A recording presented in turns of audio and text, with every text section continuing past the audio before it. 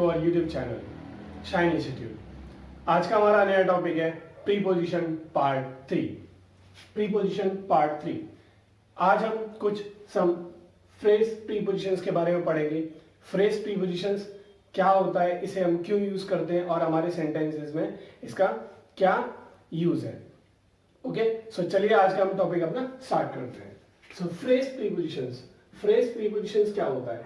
Phrase preposition हमारा होता है कोई भी दो वर्ड जब किसी प्रीपोजिशन के साथ मिलके बनता है तो उसे हम फ्रेज प्रीपोजिशन बोलते हैं, जो हमारे रेगुलर स्पीकिंग में भी यूज होता है। ओके, सो चलिए, जो हमारा पहला प्रीपोजिशन है वो है हमारा according to.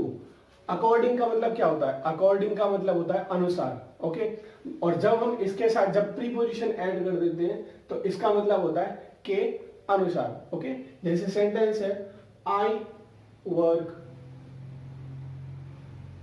According to time. I work according to time. Okay, मैं समय के अनुसार काम करता हूं। ओके, नेक्स्ट है हमारा अग्री विद। अग्री का मतलब क्या होता है? अग्री का मतलब होता है सहमत होना, और जब आप किसी के साथ सहमत हो तो उसके साथ हो तो उसके लिए हम प्रीपोजिशन जो ऐड करते हैं वो है हमारा विद। क्या है हमारा? विद। जैसे सेंटेंस है आई अग्री विद यू। सो आप उसके साथ में हो। हमने प्रीपोजिशन में जो पार्ट ऑफ में पढ़ा था, विद का मतलब क्या होता है? किसी पर्सन के साथ। सो अग्री का मतलब क्या होता है? उसके साथ होना। So I agree with you. Okay, angry. Angry का मतलब होता है गुस्सा होना। क्या होता है? गुस्सा होना। आप किसी पर्सन पर गुस्सा होगे। ओके, सो उसके साथ उस पर गुस्सा होगे, सो उसके साथ हम जो प्रीपोजिशन आएगा जो ऐड होता है वो यूज होता है विद। क्या यूज होता है? With. So I angry with you. I angry with you. So here preposition जो इसके साथ यूज हुआ है वो कौन सा यूज हुआ है? विद। कौन सा यूज हुआ है? With. That is called phrase preposition. Okay, next one चलिए हम अपना देखते हैं कौन सा प्रीपोजिशन है। वो है हमारा in case of. In case of. In case का मतलब क्या होता है? इन केस जो यूज होता है कोई भी कंडीशन होती है। क्या होती है? कंडीशन होती है। आपको कोई कंडीशन दे रखी है, उसके लिए हम क्या यूज करते हैं? In case. और इसके साथ जब हम एक प्रीपोजिशन जो ऐड करते हैं वो है हमारा ऑफ। कौन सा है हमारा? ऑफ। जैसे like in case of, in case of emergency call 100। Okay, so emergency के टाइम पर किस पर कॉल करो? Call 100। In case of. So what here is of is preposition, and in case of that is called phrase preposition. What is that is called phrase preposition. Okay, so चलिए आज हम अपना next preposition देखते हैं। वो है हमारा laugh at।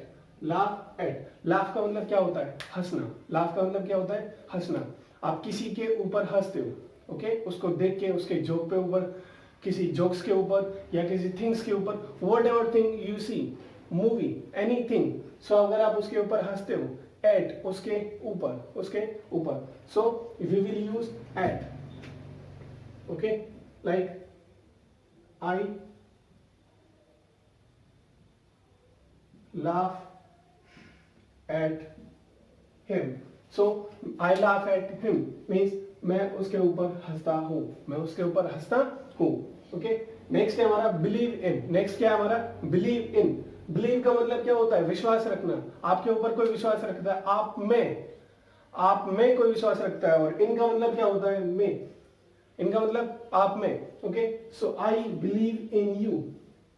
I believe in you. So इनका मतलब क्या होता है? इनका मतलब होता है में, आप में, आपके अंदर कोई विश्वास रखता है। Yes, fine. So believe in, that is called phrase preposition. Got it? समझ में आ रहा है? Very good.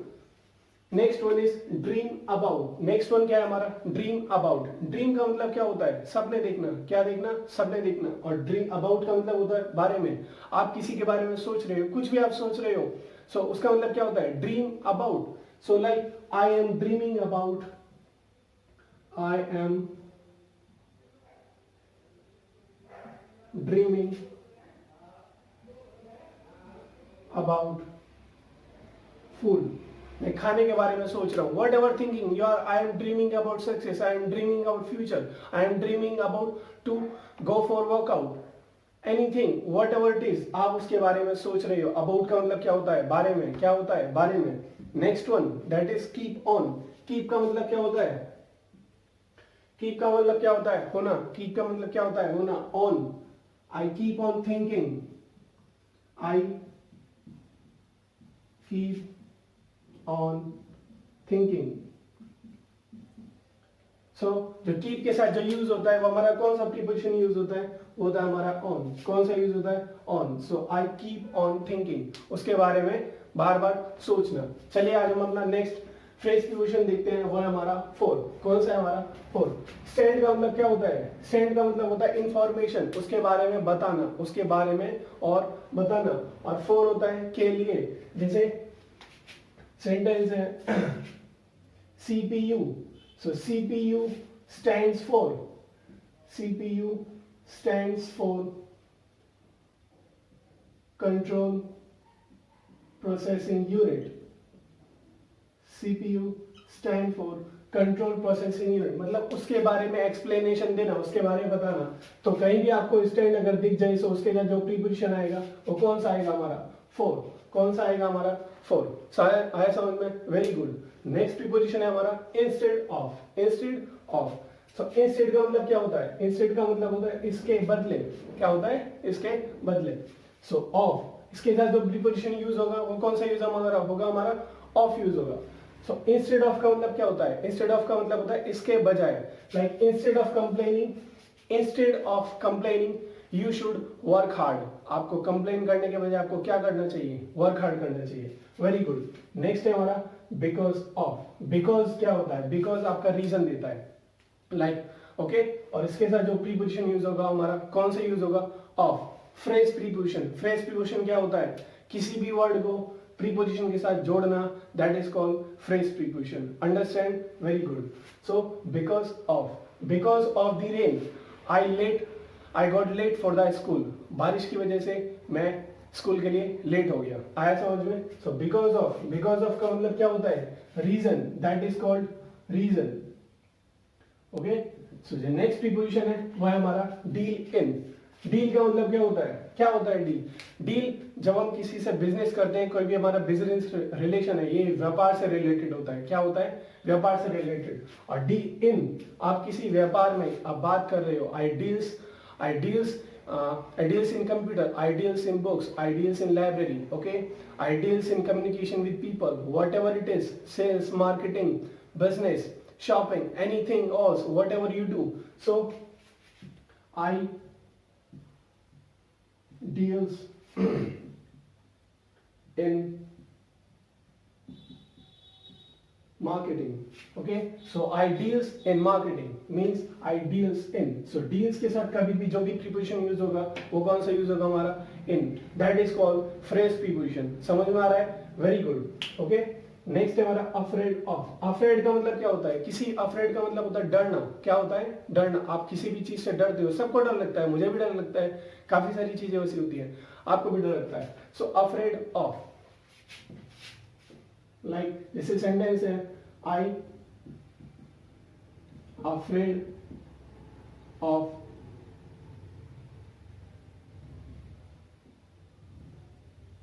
फायर.